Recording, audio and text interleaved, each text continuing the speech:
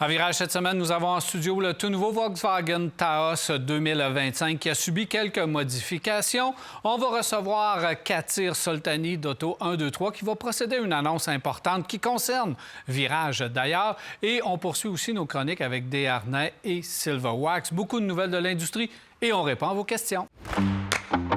Virage Auto est propulsé par IA Assurance Auto et Habitation.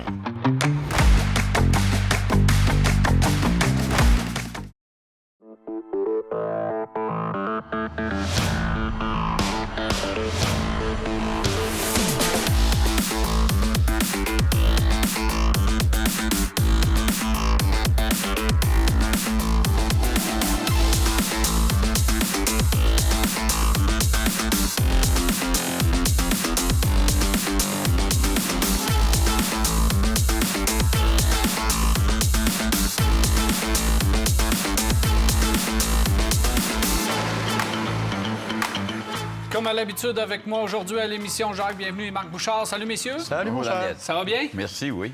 Volkswagen Taos, d'abord, c'est assez rare qu'on a un véhicule Volkswagen avec nous. On a le Taos et ça, bien, écoute, c'est à peu près le véhicule d'entrée de gamme maintenant du côté de chez Volkswagen avec la Jetta, si on regarde au niveau des prix. Beau petit véhicule sport utilitaire. Il y avait certains défauts, dont le design, dont une certaine transmission, dont un peu qui avait besoin de rafraîchissement pour faire parler un peu de lui. Alors, en 2025, on a fait une mise à jour, Marc, sur ce véhicule. Totalement. Pas une grosse mise à jour esthétique, cependant. Tu parles de design. Là, le design n'a pas changé énormément. On reconnaît tout à fait le Taos. Des particularités, les lumières arrière, entre autres, qui font maintenant pleine largeur. Les logos rétro-éclairés, ce qui est devenu la nouvelle marque de commerce de Volkswagen. On le sait, depuis l'avenue des véhicules électriques, on fait ça partout. Donc, en termes de look, ça va. Nous, on a la version Highline, qui est la version la plus élevée de toute la gamme. Ça veut dire qu'elle est notamment disponible avec les roues de 19 pouces en option, ce qui est le cas sur le véhicule que l'on essaie actuellement. Option qui vaut 500 $. Le magnifique vert aussi est une option de 500 $. On a des 500 $ ici et là. C'est ça, exactement. Celui-là, je suis pas sûr. Les roues, OK. Le vert, je suis pas sûr. Tu vois, moi, le vert, je trouve que ça flash tellement, c'est incroyable. Probablement que dans 2 ans, j'aurai envie de la peinturer au rouleau, mais pour l'instant, je trouve que ça lui va très bien. Grand changement aussi, à l'intérieur, on a enlevé un petit peu des plastiques durs qu'il y avait partout. Et ça fait vraiment, vraiment du bien. Et tu l'as mentionné, le plus gros changement, il est au niveau de la mécanique. Pourquoi? Parce que, on a gardé un moteur là, traditionnel que l'on connaissait. C'est le 4 cylindres 1.5 partagé avec la Jetta. Mais on est passé de 158 à 174 chevaux. Ça paraît. On n'a pas touché au couple. Le couple est à peu près 189 livres-pieds. Ça bouge pas. Mais donc, on n'a pas touché au couple. Mais évidemment, la nouvelle puissance fait qu'il y a une certaine vélocité qui est plus intéressante. Mais plus intéressant encore, on s'est débarrassé de la boîte 7 vitesses qui équipait les versions à rouage intégral, les 4Motion, une boîte qui était une catastrophe en réaction. Et là, on a pris la même 8 vitesses que l'on retrouvait sur les autres. Et honnêtement, c'est d'une grande douceur et ça fait toute une différence. Une double embrayage n'avait pas sa place sur un véhicule comme ça parce que ça demande un type... Ça peut avoir sa place pour quelqu'un qui sait conduire ce type de transmission-là, puis qui veut avoir du fun, puis qui veut avoir une conduite sportive. C'est pas la vocation de ce véhicule-là. Alors, c'est une bonne décision. C'est une excellente décision et ça se ressent au quotidien. Tu l'as dit, une double embrayage, c'est un peu plus brutal, c'est un peu plus brusque dans les réactions, ce qu'on n'a pas nécessairement envie pour un véhicule qui, autrement, on va se le dire, n'est pas exactement un modèle de brutalité en termes de conduite. Là. Non, c'est un véhicule urbain. Oui, c'est totalement un véhicule urbain et dans la nouvelle lignée Volkswagen qui est, je dirais, plus bourgeoise. Tu sais, on a eu des véhicules Volkswagen qui étaient tournés vers le dynamisme de conduite. Là, on est dans quelque chose de beaucoup plus doux, de beaucoup plus raffiné. Moins la personnalité traditionnelle de Volkswagen, c'est vrai, mais avoir le nombre de Taos que j'ai croisés sur la route, ça plaît à bien du monde. Absolument. Ben oui, c'était intéressant. Intéressant ce que tu as ajouté. Merci. Tout ça pour dire que la nouvelle Taos 2025, c'est un véhicule qui est fabriqué au Mexique. Et ça a été fabriqué là-bas, apparemment, beaucoup plus pour aider aux acheteurs américains et bien automatiquement canadiens, parce qu'on dépend des États-Unis à ce niveau-là. Et moi, je trouve que c'est un véhicule drôlement intéressant. Ce que vous avez ajouté au niveau des qualités des matériaux et toutes ces choses-là, c'est vrai qu'il y a eu une grosse amélioration d'apporter. Il s'en est vendu pour 2023 4 585 au Québec. C'était un gros vendeur. Et au Canada, 15 818.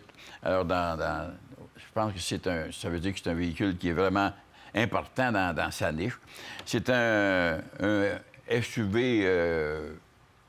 comment est-ce qu'on appelle ça? Compact. Oui. Et qui a une belle compétition. Il y a Toyota Corolla Cross qui est dans la compétition, le Kia Seltos, et Hyundai Kona et Subaru Crosstrek. On sait que c'est de la belle compétition. Mazda CX-30.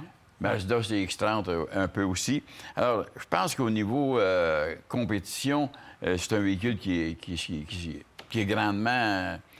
intéressant parce qu'il y a plus d'espace intérieur au niveau logeable, que ce soit au niveau des gens quand on est assis au volant. Comment est-ce qu'on s'assoit en arrière? J'ai été m'asseoir en arrière pour voir comment est-ce que c'était. On a quand même un espace raisonnable puis un beau coffre dans ce véhicule-là. Les gens qui ne veulent pas aller vers le Tiguan vont s'amuser à rouler à ce véhicule-là. Et on retrouve de la mécanique au niveau du moteur, exemple, qu'on a roulé ensemble pas mal, la Jetta, qui était vraiment intéressante et vraiment économique à rouler. Plastique intérieur, tu en as parlé, c'est une grosse amélioration qui a été apportée. Avant ça, on se plaignait que c'était facile à graffiner les plastiques intérieurs. On en a enlevé. 4e génération de ce véhicule-là. L'espace, la transmission intégrale, parce qu'on sait que ça existe aussi en 2 roues motrices, mais traction intégrale. La traction intégrale a une suspension indépendante aux 4 roues, alors que ceux qui achètent la traction ordinaire ont tout simplement un fameux essieu rigide là, qui était installé en arrière. Mais les gens ne voient pas vraiment ces différences-là. Ils ne vont pas regarder en dessous comment c'est fait. Et le comportement... Et, souvent, quand on a acheté un véhicule, selon le prix, on se dit, bon, ben, c'est confortable, c'est quand même agréable. Moi, je trouve qu'on a fait un beau travail pour remplacer la Golf, si on veut, parce que la Golf, bien, on ne peut plus avoir ces types-là, à part quand tu achètes une GTI. On pourrait avoir les deux. Il y aurait absolument la place pour Il ça. manque encore la petite voiture du peuple chez Volkswagen parce que c'est leur vocation. Puis on ne l'a toujours pas apporté, cette voiture du peuple-là. Et c'est la compagnie qui devrait ramener la petite voiture, entre guillemets, abordable. Et le pire, c'est qu'ils en ont 3 tonnes en Europe qui pourraient amener chez nous facilement, mais ils ne le font pas. Ils préfèrent nous offrir un ID Buzz de 80 000 Alors, c'est trouver l'erreur. Mais effectivement, je suis d'accord avec Jacques aussi au niveau de l'espace à l'intérieur du Taos. Même si ce n'est pas le plus grand, on parle de 700 litres à peu près dans le coffre arrière. Évidemment, on peut abaisser la deuxième banquette et ça nous offre quand même un espace chargement, un espace assez plat. Donc, ça, c'est intéressant. Tu l'as mentionné aussi, puis toi aussi, Daniel, c'est d'abord un VUS urbain. Donc, c'est vrai que, oui, la suspension arrière, avec des vieux chialus comme nous autres, on va se rendre compte que c'est un essieu rigide dans certains cas, dans une traction. Mais pour les gens ordinaires, en ville, c'est pas un impact majeur. On n'a pas parlé de prix. On a, nous, la version la plus élevée, je vous l'ai dit, avec 1 000 d'options, et c'est 39 995. C'est raisonnable. Ça n'inclut pas transport et préparation. Il faut rajouter un 2 000 ou à peu près. Mais n'empêche que c'est vraiment le plus haut de gamme. On a aussi un système d'infodivertissement. Ça, il faut que je vous en parle. J'ai un petit peu pogné les nerfs en m'en venant avec la voiture parce que, comme c'est devenu la nouvelle habitude chez Volkswagen, à au moins 2 reprises, l'écran est devenu complètement noir. Alors, c'est évidemment pas quelque chose que j'ai envie d'endurer, mais... Il semble que dans les autres versions, ça soit corrigé. Donc, c'est peut-être moi qui est juste malchanceux. Mais ça arrive un peu trop fréquemment chez Volkswagen. Si les gens se posent des questions, non, il n'y a pas d'électrification et il n'y a pas de choix de moteur comparativement à toute sa concurrence qui offre des choix de moteur selon les versions. Par contre, on a fait un bon compromis en augmentant la puissance. Donc, ça rend... Au niveau de la moyenne de puissance, si on combine les deux motorisations de la concurrence, avec le Taos, on est à peu près vraiment là, dans la compétition. Aussi, il y a une liste d'équipements qui est vraiment complète. Là, on a le démarreur à distance, les sièges ventilés, chauffants, volants chauffants de série. Il y a une liste d'équipements qui est très, très longue, possible et ou de série. Donc, même si c'est un véhicule qui est à 39 000 tout ce que vous allez trouver comme commodité, l'assistance au stationnement, etc., tout est monté à bord du véhicule. Ça, c'est vraiment très bien aussi de ce côté-là parce qu'il y a une longue liste d'équipements, autant de commodité que de sécurité. Tout à fait. Et entre autres, notamment l'aide au maintien en voie qui s'est avérée particulièrement efficace là, sur autoroute, je dois le dire. Donc oui, c'est un véhicule que avant je ne recommandais pas parce qu'il était vraiment sous-motorisé, mais dans sa nouvelle mouture, nouvel intérieur, nouveau moteur, j'aurais pas de problème à le recommander maintenant. Moi non plus. Absolument. Ouais, on est là-dedans. Ouais, moi, je Véhicule vois la recommandé, même Jean? chose. Oui, absolument. Moi, je trouve que le roulement sur les belles routes, etc., est confortable. Sur les routes déformées beaucoup, là, on sent que la suspension travaille et qu'elle se débat beaucoup.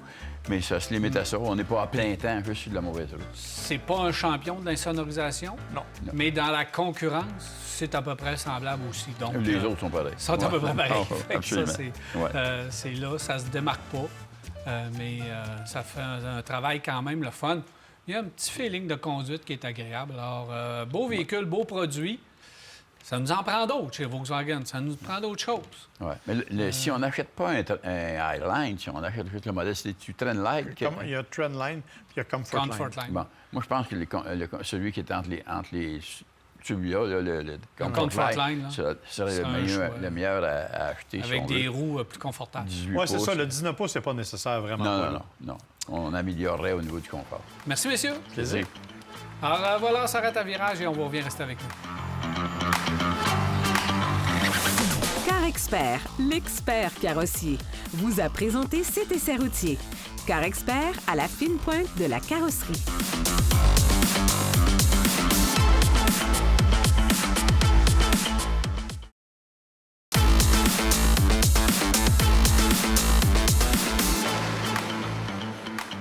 Nous sommes de retour à Virage et je suis maintenant accompagné de Katir Soltani, directeur général d'Auto 123. Bienvenue à Virage. Merci beaucoup. Et bien sûr, Marc est resté avec nous pour cette entrevue parce que, Katir, on va essayer de comprendre un peu plus Auto 123 et aussi, tu vas procéder à une annonce très importante concernant Virage. D'abord, parle-nous d'Auto 123. Ben, merci d'abord pour de l'invitation parce que c'est vraiment très, très agréable. J'ai plus l'habitude d'être installé en ce moment-ci dans mon salon pour regarder l'émission plutôt que d'être ici. Donc, c'est un peu déstabilisant, mais je suis très, très, très heureux, en fait, d'être là, justement, pour parler un petit peu d'Auto 123 et pour parler aussi de notre association. Auto 123, juste pour remettre un peu en contexte, c'est un site web automobile. Donc, nous parlons en fait de tout ce qui est essais routiers, d'actualité automobile et de tout ce qui concerne l'automobile. Ça a été le premier site web canadien. Donc, il a été créé en 1999. Donc, on est à la 26e année en fait du site web. Aujourd'hui, en fait, Auto 123 traite essentiellement en fait de l'actualité automobile. Encore des essais routiers, donc il y a des fiches techniques, il y a des comparos, il y a on peut traiter des rappels lorsqu'il y a un véhicule en fait qui a une campagne de rappel sur ce véhicule-là. Et de l'autre côté aussi, on affiche des véhicules usagés. Donc il y a plus de 40 000 véhicules qui appartiennent à des concessionnaires locaux qui affichent leurs véhicules sur Auto 123. Donc, ça permet d'afficher des véhicules lorsque les personnes cherchent une voiture en fait, à acheter.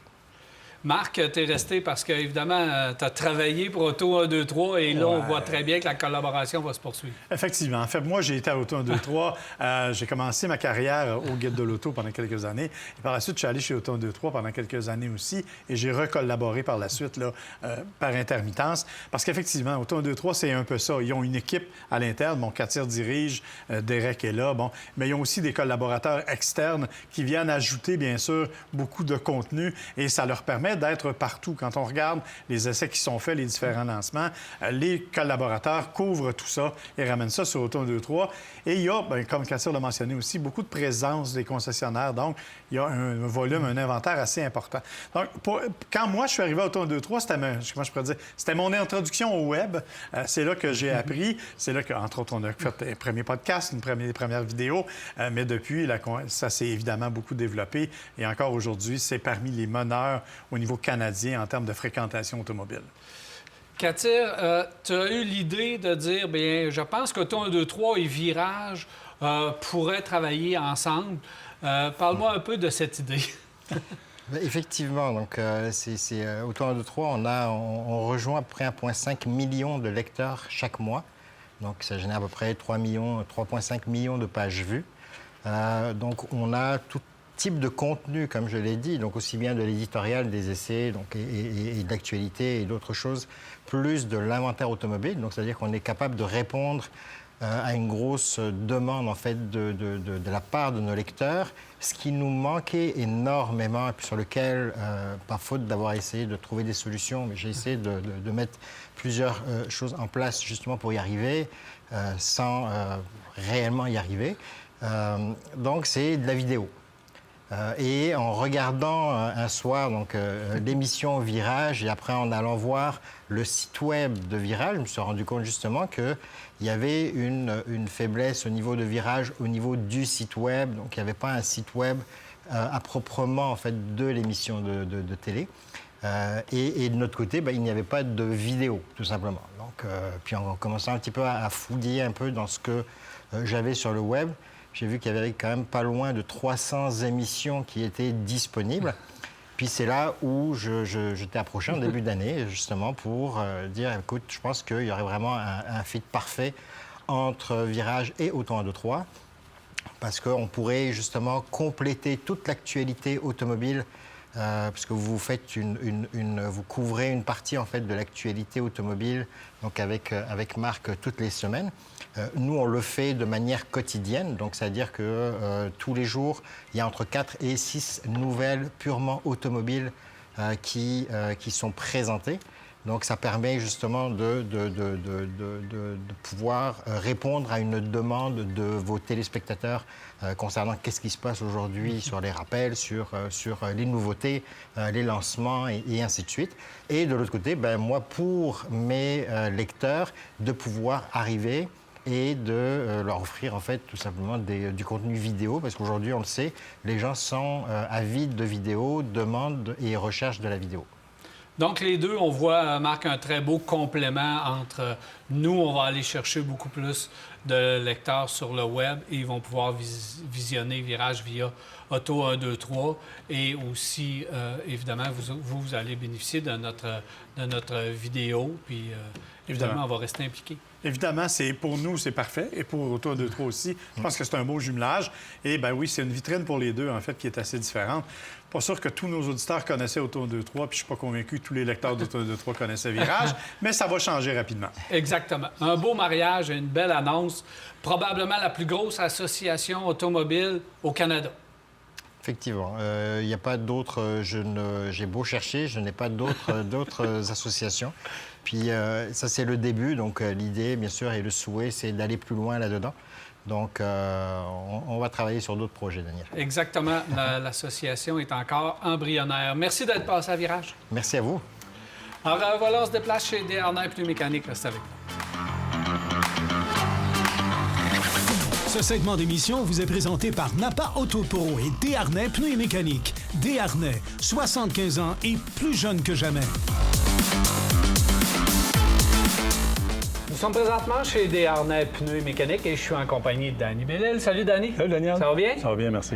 Alors, Danny, je pense qu'on va parler de suspension aujourd'hui parce que tu nous as apporté les composantes ici présentes. Et c'est quelque chose qu'il faut s'attarder à la suspension parce que c'est un peu sournois.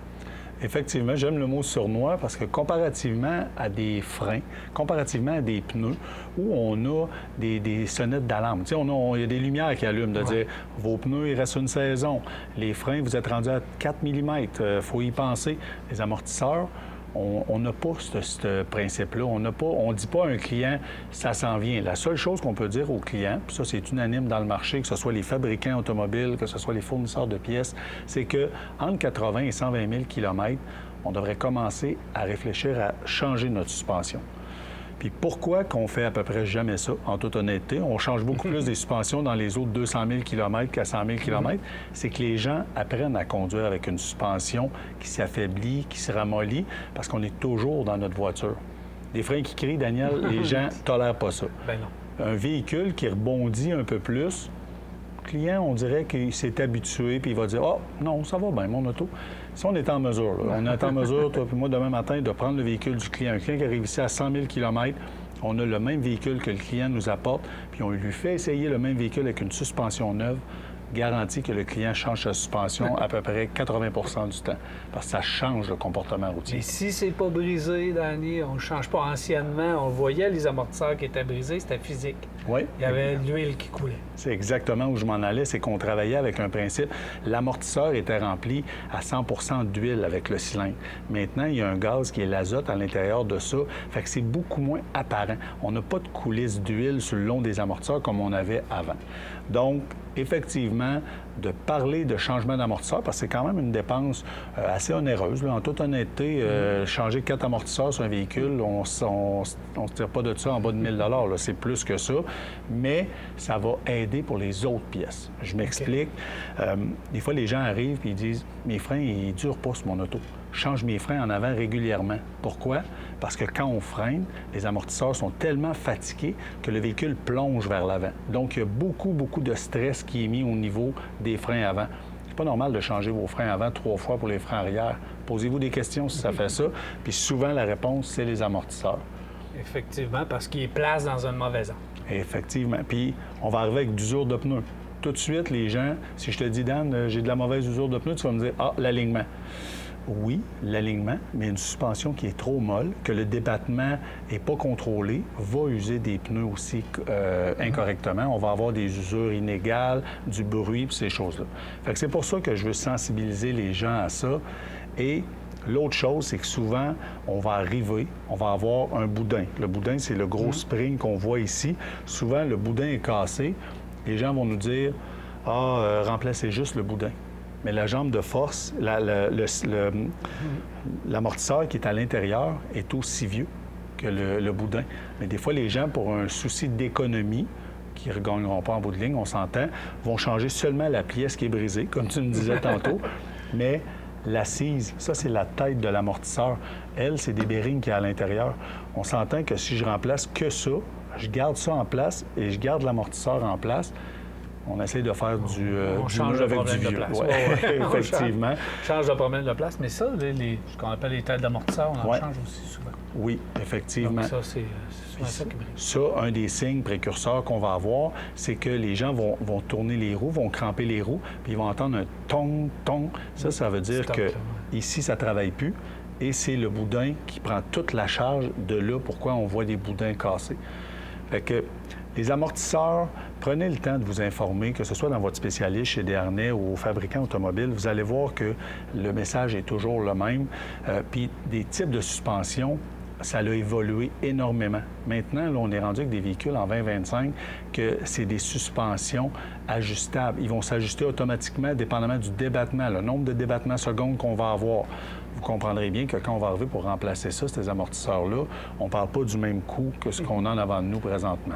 Non, puis un amortisseur trop mou, surtout en avant, tu as des biellettes, tous les éléments de suspension qui sont rattachés. Oui. Si le débattement est trop long, ça va apporter beaucoup plus de stress sur ces pièces-là qui vont user plus vite. C'est les fameux linkets qu'on dit.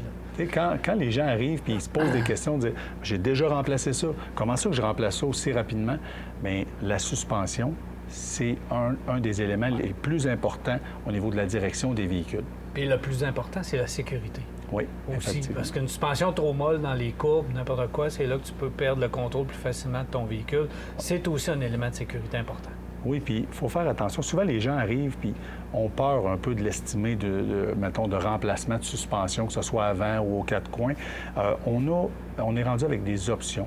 Il y a différentes catégories d'amortisseurs, mais je vous donne un exemple. Des amortisseurs à l'air, une suspension à air sur on va prendre un Dodge Ram. T'sais, même le Dodge Ram de base va avoir une suspension à l'air, mais il y a des conversions possibles maintenant. On est capable d'arriver avec des chocs au gaz beaucoup moins dispendieux, puis que c'est un système de conversion qui existe, que les fournisseurs de pièces ont à moindre coût, mais vous allez changer le comportement de votre véhicule, puis vous allez retrouver votre bon vieux pick-up du début, comment vous l'appréciez, puis comment vous l'aimiez. Voilà, alors très important, et c'est facile à faire vérifier chez vous, donc c'est pas quelque chose de très compliqué. Oui, mais comme je disais, Daniel, c'est quand même quelque chose qui est difficile visuellement de montrer aux clients. Donc, c'est beaucoup le côté millage, kilométrage qui va faire en sorte que la suspension va être due. Puis je vous le dis, une fois que vous allez avoir changé la suspension, parce qu'on en change régulièrement chez Desharnais, vous allez avoir changé d'auto. 100 du temps, les clients nous reviennent en disant mon Dieu, mon véhicule, je le reconnais plus, il va tellement bien. C'est ça. C'est l'habitude de rouler avec un véhicule qui se désagrège tranquillement, puis on s'en rend pas trop compte. Fait que je pense que de l'essayer, c'est de l'adopter. Merci beaucoup, Danny. Ça fait plaisir, Daniel.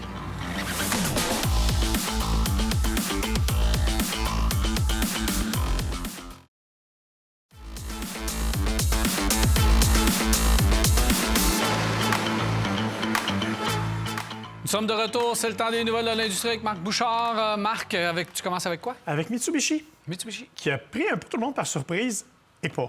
C'est-à-dire qu'ils ont fait une annonce. Tu sais que Mitsubishi dit qu'à d'ici 2030, ils vont avoir une stratégie de nouveaux modèles, bon, blablabla. Et là, ils disent, le prochain, ça va être un véhicule 100 électrique pour être vendu en Amérique du Nord, qui va être basé sur la nouvelle Leaf de Nissan. Ça, c'est un vieux projet. Là. Oui, c'est un vieux projet qu'on a... Écoute, que moi, je pensais qu'il était allé aux oubliettes avec, on l'a vu, tout ce qui s'est passé au niveau de la fusion, pas de la fusion, mais de l'association Mitsubishi, Renault, Nissan, puis les problèmes financiers de Nissan. On n'attendait plus vraiment rien. Et là, on sait que la Leaf va arriver, forme probablement d'un petit VUS. Et là, il semble que Mitsubishi a décidé de faire la même chose et d'utiliser cette plateforme-là. Évidemment, on n'a aucun détail. On n'a aucun détail sur la Leaf, donc on n'a aucun détail sur la Mitsubishi. Mais c'est une première étape parce que Mitsubishi insiste pour dire ce n'est que le premier pas.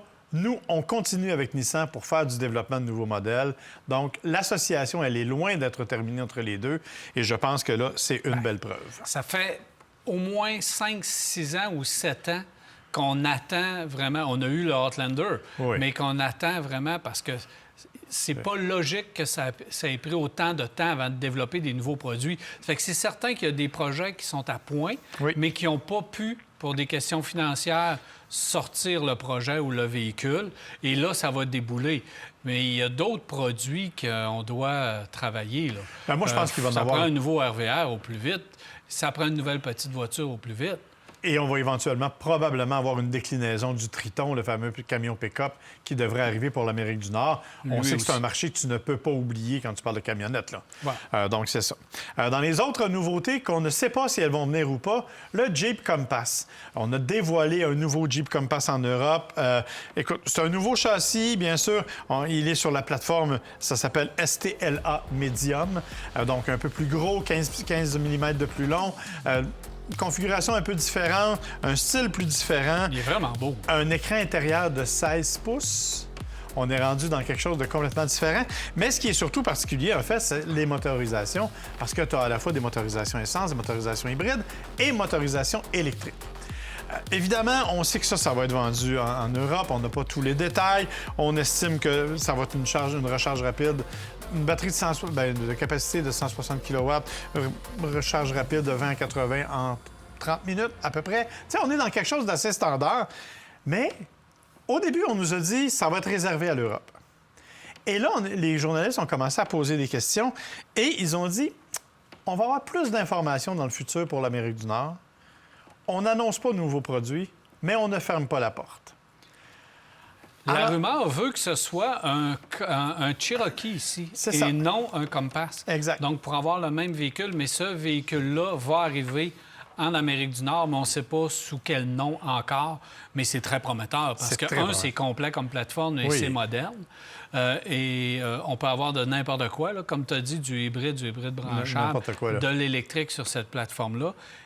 Ça vient de Stellantis, alors qu'on les croyait morts et enterrés. Ça vient pas de Ford, ça vient pas de Toyota. Tu as une plateforme que tu vas avoir le choix de n'importe quel véhicule sur cette même plateforme-là. Puis c'est réussi comme style. Oui. Fait que quand même intéressant comme produit. Effectivement, mais on verra si ça va venir ou pas. Là. C'est ça la grande question. Toyota nous a dévoilé ça, un peu plus tôt la semaine dernière qu'il revenait la hatchback, mais la hatchback FX, qui est supposée être un rappel d'une ancienne édition, en fait, la FX16 1987. C'est ironique, mais elle est belle, là, avec des jantes de 18 pouces, un aileron, toutes sortes d'éléments, des surpiqûres orange à l'intérieur et tout. La beauté de la chose, c'est que la Corolla FX16 n'a jamais été vendu au Canada. Donc, on fait un rappel historique d'un véhicule qui n'a jamais été vendu chez nous, mais quand même, c'est une bonne nouvelle. Évidemment, édition limitée, là, on dit qu'il y aura seulement 150 exemplaires au Canada. C'est vraiment un peu un élément... un clin d'œil. Exactement.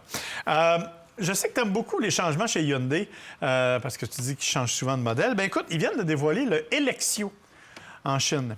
Et en fait, on ne s'attend pas à ce que le véhicule traverse chez nous, mais regarde le style et tu verras qu'on a pris un tout nouveau sens de design dans le cas de Hyundai. Alors, la question, c'est est-ce que ça va suivre? Est-ce qu'on va rester avec ce qu'on a actuellement? Parce qu'on s'éloigne considérablement du Ioniq 9. Écoute, chez Hyundai, ils nous tiennent en haleine avec leurs nombreux changements. Ils tiennent à la laine. C'est des TDAH à côté. Il faut qu'ils soient médicamentés, ces gens-là. Ça n'a aucun bon sens. Ils sont étourdissants. Même nous autres, on va être obligés d'être médicamentés bientôt juste pour les suivre. Effectivement. C'est incroyable. Autant chez Kia que chez Hyundai, ça change. on peut oser, mais c'est ça, un fabricant qui est rendu à maturité. Oui, exactement. On ose. Puis ça, là, j'aime ça. Des fois, on va se tromper un petit peu, mais au moins, on ose puis on arrive avec des choses différentes.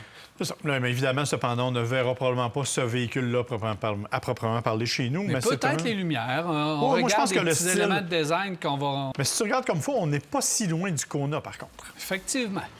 Merci beaucoup, Marc. Ça fait plaisir. Alors voilà, on s'arrête à virage et on va bien rester avec nous. Ce segment est une présentation du réseau des garages recommandés CAA Québec et de B-Lepage Autoservice. Visitez caaquebec.com pour trouver votre garage.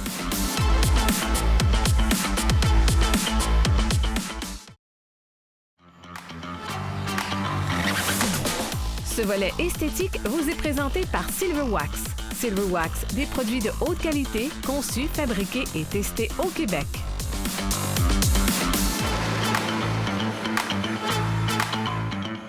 Nous sommes présentement chez Silverwax. Je suis en compagnie de Richard Pelchat. Salut, Richard. Salut, Daniel. Ça va bien? Ah oui, absolument. Hey, aujourd'hui, on fait une chronique un peu particulière parce que c'est des produits à utilisation spécifique. Très, très spécifique. Vraiment, là, faut être précis pour ces produits-là. Puis ça va rendre de grands services parce que lorsqu'on a un besoin spécifique, c'est souvent qu'on n'a pas de solution si on fait face à ce besoin-là. Alors, parle-moi de tes produits. Bien, tu sais, souvent, on ne pense pas que ça existe. Ouais, on va prendre le premier, tache d'eau. Tous ceux qui ont des voitures foncées, souvent, quand on n'essuie pas le véhicule, on se ramasse avec toutes des taches d'eau. Puis là, on essaye d'enlever ça, on essaye avec un savon, on essaye avec différents produits. Ça ne marche pas. Chez Silverwax, on a un produit spécifique pour ça. C'est fait vraiment, là, que ce soit dans la vitre ou que ce soit sur la peinture, ça s'enlève très facilement. Tout ce qu'on a à faire, c'est qu'on prend le produit, on le vaporise. Il faut que la surface soit froide. C'est vrai, il faut que je dise avant. Il faut absolument que la surface soit froide. On ne fait pas ça au soleil. Il faut être à l'ombre. Fait qu'on prend le produit, on le vaporise, on le laisse agir, puis on le frotte un petit peu avec une microfibre. Puis toutes les taches d'eau vont partir. Puis, wow! Ça, c'est vrai qu'on ne sait pas que ça existe. Sinon, les gens là, sont obligés, souvent, on en voit qui polissent leur voiture pour enlever ça. Si c'est vraiment des taches d'eau parce que l'eau est dure, ça va partir avec ça. C'est fait spécifiquement pour ça. Beau produit. Oui. Autre produit. On roule, ils sont en train de faire l'asphalte. À un moment donné, on a du goudron, on peut avoir de la colle d'asphalte, on a différentes affaires sur le véhicule. Fait que ça prend un produit qui va l'enlever sans endommager la peinture. Si on arrive avec de l'essence ou des produits très forts, on peut endommager le véhicule. On a un produit qui s'appelle nettoyant à colle et goudron. Okay. Lui, il va enlever tout ce qui est à base de pétrole. Ça veut dire que si on a même de l'asphalte qui est collé, il va l'enlever. Si c'est justement de la colle d'asphalte, le noir, le pitch, comme on dit dans le terme, ça va l'enlever aussi. Et en plus, si on a des collants qu'on veut enlever qui sont collés, qui commencent à être défraîchis, puis on dit, on va l'enlever, ça enlève la colle en même temps. Fait que nettoyant pour colle et goudron, c'est fait spécifiquement pour ça. Pas la peinture de ligne. Les lignes, là... Non, peinture de ligne, honnêtement, on est capable de l'enlever. On a des produits pour l'enlever. Par contre, on enlève l'autre peinture aussi. C'est qu'on demande d'enlever de la peinture sur de la peinture. Fait que le produit ne comprend pas le message. Lequel des deux il faut enlever? Il faudrait être tellement précis dans le temps qu'on l'enlève. Sans endommager l'autre, ça se fait, mais c'est trop risqué. La majorité des gens l'oublieraient ou il serait trop longtemps, puis ils endommageraient leur peinture. Fait qu'on n'a pas le choix. C'est vraiment un cas de peinture, de carrosserie, exactement. Puis on dit aux gens, écoutez, oui, il y a plein de produits sur YouTube qui sont montrés. Essayez-les, mais bonne chance. Là. Je ne recommande pas de faire ça. Là, pas du tout. Autre produit. Oui, sève d'arbre, tu sais, on met notre véhicule, c'est l'été. Il fait beau, on est parqué, puis à un moment donné, la première chose qu'on se ramasse quand on lave notre véhicule, c'est qu'on a un paquet de petits picots sur le véhicule. Le monde, souvent, pense que c'est de la contamination. C'est pas vraiment de la contamination, c'est vraiment de la sève d'arbre à ce moment-là. On a un produit spécifique pour ça. Même chose, le véhicule, il faut qu'il soit froid encore, très important. On vaporise le produit et on imbibe un linge du produit, puis on frotte tranquillement et il va dissoudre tranquillement. Ce qu'il faut savoir, c'est que quand on va l'appliquer sur la sève d'arbre, tout dépendant de la grosseur de la gouttelette de sève d'arbre, plus qu'elle est grosse, plus ça va prendre de temps pour l'enlever. Parce qu'à un moment donné, elle va la dissoudre et elle va partir complètement, mais ça s'enlève. La sève d'arbre, ne prenez pas des produits abrasifs ou pour ça, vous allez endommager votre véhicule. Ça, c'est fait spécifiquement pour ça. Exactement. Toutes les sèves d'arbre? Oui, toutes les sèves d'arbre, c'est juste une question de temps. Et ça fait combien de temps qu'elle est là aussi? Tu sais, si elle est fraîche, ça va partir plus facilement. Par contre, si vous l'avez laissé cuire tout l'été au soleil, écoute, ça va être plus long, mais ça se fait, ça part avec ça facilement. Ça finit par partir. Oui. L'autre produit pour le chrome. Oui, exactement. Poly pour le chrome. Souvent, on a des exhausts où on a des parties du véhicule qui sont vraiment chromées ou qui sont en acier ou en stainless. Ça se polit, ça. Laissez-la pas noire ou laissez-la pas ternir. Tout ce qu'on a besoin, c'est une petite crème. On a besoin d'un applicateur comme ça, puis ça se fait à la main, tout simplement. On prend la crème, on frotte, et si c'est la ligne d'exhaust, elle va revenir complètement neuve facilement avec ça, très, très facilement avec ça. OK. L'autre produit, Charles? L'autre produit est très, très spécifique. C'est fait pour le chrome. On a nettoyé notre ligne d'exhaust. Ouais. On a nettoyé, puis si on veut le protéger, c'est fait pour ça. OK. Tout ce qui est chrome. Tout ce qui est métaux, ça peut être de l'aluminium. Pas du fake là, avec du plastique. Non, c'est du plastique, là, on est mieux avec un... Plastique chrome, on met une cire rapide. Oui, exactement, une cire rapide, un effet Lotus. Mais lui, il est fait spécifiquement. Ce qui est intéressant là-dessus, moi, je l'utilise sur mes motos, ça paraît bizarre à dire, mais j'en mets sur mes lignes d'exhaust, ils viennent chauds, puis le produit, il reste, il va résister à la chaleur. Sa grosse force, c'est ça. Fait que le chrome ou l'acier ou le stainless va venir brillant avec ça et ça va le protéger. Voilà. Parlant de chaleur, un produit qui aime la chaleur, on en a un autre ici. Exactement. Restaurateur de moulons non peints, bien écoute, c'est un incontournable. Aujourd'hui, les véhicules, ils ont toutes des bandes tout le tour des roues en plastique qui sont non peints. Protégez-les et attendez pas pour les protéger. Il faut les protéger quasiment quand on vient de l'avoir, justement. Ce produit-là, pour qu'il soit à son maximum, il se pose au soleil, contrairement à ce qu'on souvent on dit aux gens, « Ah, il ne faut pas faire ça au soleil. » Lui, c'est l'inverse. On le prend, on l'applique avec un petit applicateur, mais il faut que le plastique soit complètement sec. Ça veut dire, je lave, je l'essuie, je laisse sécher et j'en mets une couche mince partout. Je fais juste l'étendre, je n'ai pas besoin de l'essuyer. Et s'il est au soleil, il va rentrer dans le plastique plus facilement et il va être plus efficace. Et c'est pour des mois et des mois d'années. Et on en met en masse. En masse, gênez-vous pas. On ne se gêne pas, puis on le laisse là. Le plastique va le boire, le produit. Exactement. Fait que tous ceux qui ont des moyens de transport, que ce soit un 4 roues, que ce soit n'importe quoi, ou vous avez un Jeep avec des grosses ailes en plastique, c'est le produit parfait pour ça. Voilà, ça, je l'adore, ce produit-là. Je l'utilise à peu près partout également. Merci beaucoup, Charles. Ça fait plaisir.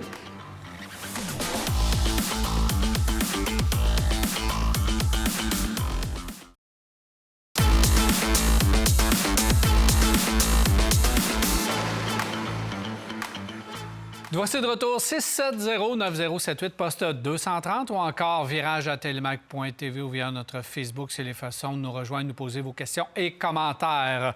Messieurs, on y va tout de suite avec Paul qui dit « Je regarde pour un Kia Seltos pour ma fille. Est-ce que c'est un bon choix? On peut le garder combien d'années? Puis c'est comparable à quoi? » Est-ce que c'est un bon choix? Oui, c'est un bon choix, même si je suis obligé de vous dire que moi, je ne suis pas en amour avec le Seltos. J'aimais mieux la première génération que la deuxième. Je trouve qu'il fait un petit peu trop... Je sais pas. Il y a quelque chose qui ne me revient pas. Et je trouve qu'il est très bruyant, surtout. Ça, c'est la partie qui, moi, me dérange. C'est un véhicule que vous allez garder pendant 10 ans. Si vous l'entretenez, il n'y a pas de problème. C'est le genre de véhicule comme ça. Et c'est encore, on parle de VUS compact et sous-compact. Bien, le Taos, c'est un concurrent direct.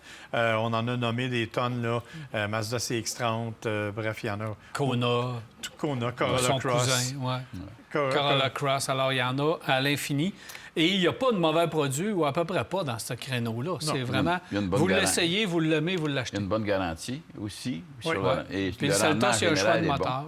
Ouais. Puis moi, ce que je ferais, parce que je regarde de plus en plus les produits qu'il y a Hyundai de quelques années en arrière, ceux qui n'ont pas été entretenus contre la rouille, protégés contre la rouille, etc., on voit que les bas de caisse sont en train de percer beaucoup, beaucoup.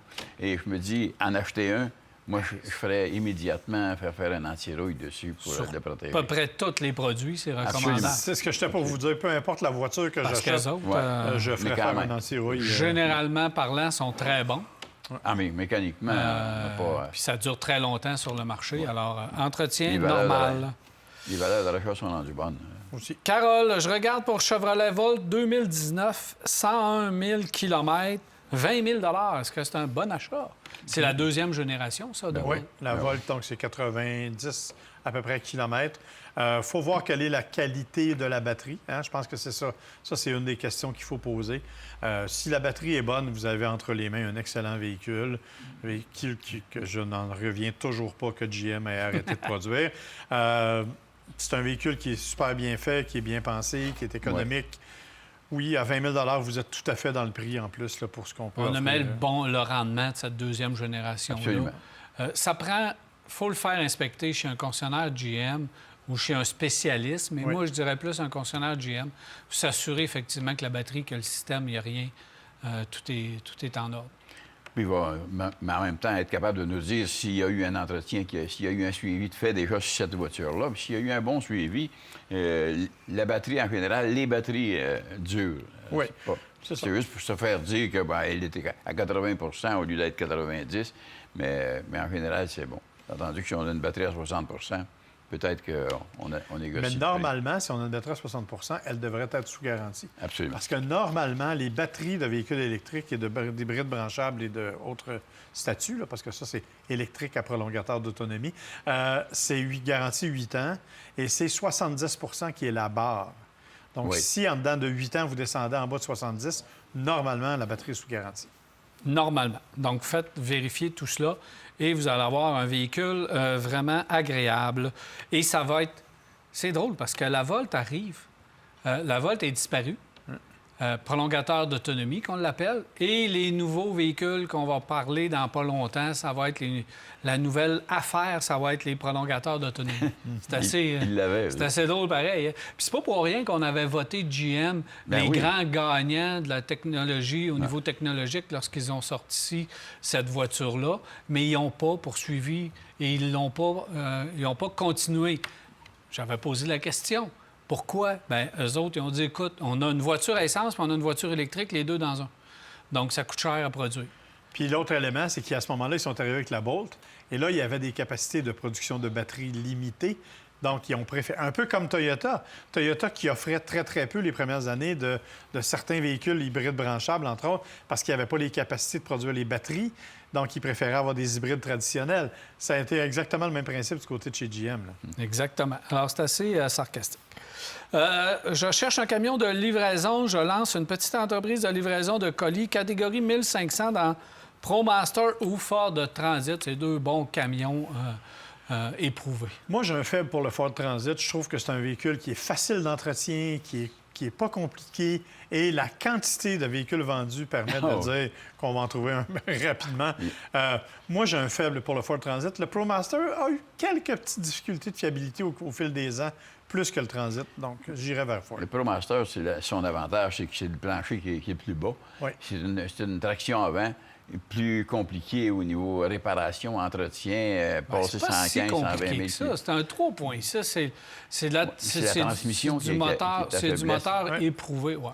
Faut que tu le prennes avant Mais 2020. La boîte carrée du ProMaster, son plancher C'est bas. l'idéal.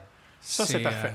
Ça, C'est l'idéal. ça, c'est pratique, dépendamment du poids des colis que vous avez embarqués. Donc, il faut aller voir les deux. Mais Ford, dépendamment du moteur qu'on va choisir aussi, on peut se ramasser avec un EcoBoost.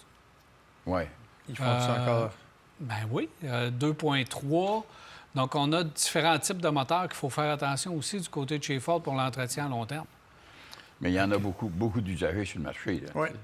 Pas difficile à Là, trouver. ici, on parle d'un véhicule neuf. Un neuf. Bon, Véhicule un neuf, un transit, c'est définitivement. Mais bon. Moi, j'irais vers le Ford. Bon, vous avez des choix. Autre véhicule, et là, wow, ça se complique. Bon, ça se complique. Recherche Chevrolet Corvette Stingray de base, 91 000 Je regrette de ne pas avoir acheté la première génération à 69 000 quand je la regardais au début. J'aurais dû l'acheter à l'époque. Alors, on veut s'acheter une Stingray, puis on regrette un peu que le prix soit rendu à 91 000 alors qu'il n'y a pas longtemps, il était à 69 mais il était, je pense que c'est le premier véhicule dont on avait dit que le prix n'était pas assez cher. Justement. Pour le véhicule. En fait, si vous regardez, je vais vous ramener vers un autre souvenir, la Nissan GT-R, la première année où ils l'ont vendue, ils la vendaient 69 000 C'est ça. Aujourd'hui, la GT-R est à 135 000 Ouais. Alors, c'est comme si la première année de ces super voitures-là, on essayait de... On s'en sert comme lost leader là, pour dire on va attirer du monde. Puis après ça, les prix augmentent. Alors, vous avez raison, on aurait tous dû s'en acheter une à 69 000 mais avoir les ventes, c'est pas arrivé. Donc, 91 000 c'est quand même un prix tout à fait raisonnable pour le genre de véhicule que vous achetez. Mais, Là où on s'est amusé, c'est au niveau de la ZO6. Oui. Là, l'écart, c'était pas aussi grand avant. Non. Là, maintenant, avec la ZO6, on arrive tout près des 200 000 et même on peut dépasser le 200 000 avec la version ZO6. Mais Fait que, la quantité de Corvettes qui est chez les concessionnaires de ce temps, parle-moi, actuellement, là, c'est incroyable. Ce qui devait inonder le marché, là, il inonde le marché. Il va peut-être avoir des prix tout à l'heure intéressants. Ouais, ils vont faire des promos. Juste à regarder chez le concessionnaire à Saint-Hyacinthe, la quantité, il y a une ligne complète. Là. Ouais. Il y en a 12 ou 14, ça Bien, dès le départ, c'est ça qu'on nous avait promis. Nouvelle usine, haut taux de production.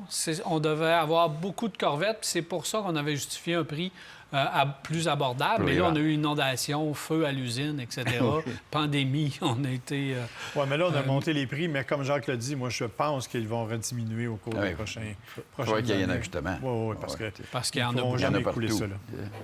Bon, on avait d'autres questions, mais évidemment, on s'est étiré peut-être un petit peu trop sur certaines questions, messieurs, mais on va se reprendre la semaine prochaine. Merci beaucoup. Plaisir de Plaisir. Alors voilà, c'est déjà tout pour Virage. J'espère que vous avez apprécié. On se donne rendez-vous la semaine prochaine pour un autre virage. Bonne semaine.